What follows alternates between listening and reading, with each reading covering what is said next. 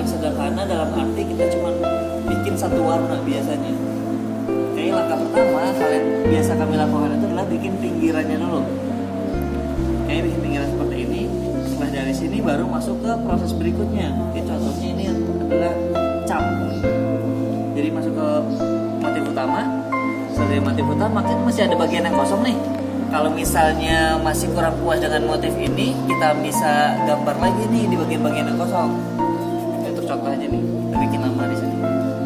Sebenarnya bisa gambar apa aja, kalau teman-teman misalnya senang gambar, jago gambar, bisa gambar apa aja. Ini masih pakai pensil. Setelah dari sana, baru kita canting pakai lilin panas. Oke, dari sana masuk ke pewarnaan.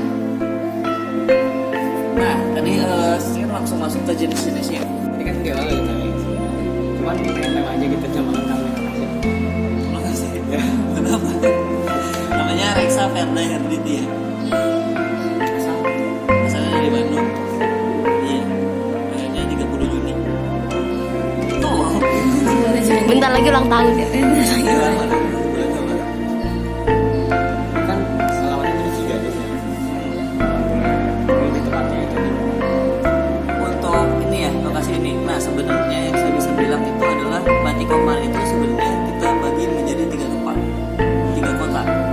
Oke, mungkin cerita sedikit lagi aja. Batik Komar itu berdiri tadi tahun Oke, betul, 98. Didirikannya oleh Pak Komarudin Budiat, makanya namanya Rumah Batik Komar diambil dari nama pemiliknya, Rumah Batik Komar Komarudin. Oke, dari awal Pak Komar itu punya 3 karyawan. Oke, tapi sampai sekarang paling nggak sebelum COVID kita punya sekitar 300 karyawan. Itu tersebar di Bandung, Cirebon, sama Pekalongan. Oke, sekarang kita ngebahas yang di Bandungnya aja. Kalau di Bandung itu yang di sini satu itu Jalan Cigadung Raya Timur 1 nomor 5 itu ada showroom dan juga workshopnya. Workshop dalam arti proses pengerjaannya untuk produksinya sama si Edu Wisata ini.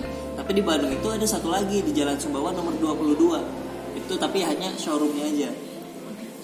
Jadi kalau di Bandung kita ada 2 tempat. Jalan Cigadung Raya Timur 1 nomor 5 di sini sama Jalan Sumbawa nomor 22. Sejak kapan Batik Komar itu menggeluti usahanya tuh? Ya, menggeluti Batik Komar menggeluti usaha. Ya, menggeluti usaha. Ya sebenarnya Pak Komar itu emang backgroundnya adalah keluarga pembatik. Beliau itu generasi kelima. Oke, tapi cerita singkatnya beliau itu harus kerja karena pada saat itu nggak disupport sama orang tua. Kenapa? Karena pada zaman itu, pada waktu itu untuk batik itu dirasa kurang bagus. Artinya pembayarannya itu kadang suka telat segala macam lah gitu-gitu. Akhirnya beliau